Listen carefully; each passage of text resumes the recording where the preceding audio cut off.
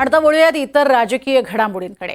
काँग्रेसमध्ये प्रदेशाध्यक्ष पद नको रे बाबा अशी स्थिती आहे। सतेज पाटील, विश्वजित कदम, पृथ्वीराज चव्हाण, अमित देशमुख हे इच्छुक नाहीत असं कळतंय। काँग्रेस प्रदेशाध्यक्षपदाचा पेच त्यामुळे अजूनही कायम आहे। अधिक माहिती घेऊयात, सागर कुलकर्णी आमचे प्रतिनिधी आपल्या सोबत आहेत। सागर, कशामुळे हा पेच कायम असलेला पाहायला मिळतोय? एकीकडे नाना पटोले हे मात्र या पदासाठी इच्छुक आहेतच। प्रज्ञा, काँग्रेसमध्ये लोकसभेनंतर विधानसभेला ज्या पद्धतीने पराभव झाला, यानंतर नाना पटोले यांना हटवण्यात यावं अशा स्वरूपाची भूमिका काही नेत्यांनी मांडली।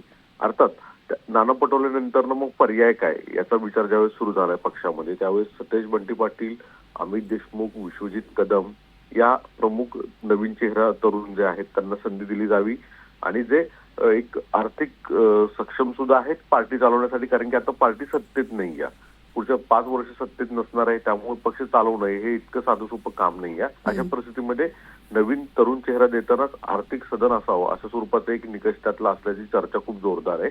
पण या तिन्ही प्रमुख नेत्यांनी तुर्तास तरी प्रदेशाध्यक्ष होण्यास फारशी इच्छुक असल्याचं दाखवलं नाही आहे। यामुळे यांच्याशिवाय पर्याय काय, मग यशोमती ठाकूर किंवा पृथ्वीराज चव्हाण यांची नावं समोर येताना दिसत आहेत। पृथ्वीराज चव्हाण यांनी सुद्धा दिल्ली पक्षश्रेष्ठींना आपण इच्छुक नसल्याचं कळवलेलं आहे।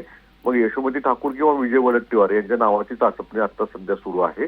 पुढील काही दिवसांमध्ये महाराष्ट्रामध्ये प्रदेशाध्यक्ष, विधिमंडळ गटनेता सुद्धा अद्याप नियुक्त नाही आहे, तर त्याबाबतच्या या दोन्ही गोष्टींचे निर्णय होणं हे अपेक्षित आहे।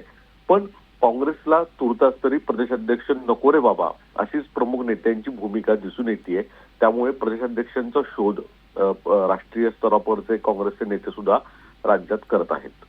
नक्कीच, तुर्तास धन्यवाद सागर या संपूर्ण माहितीसाठी।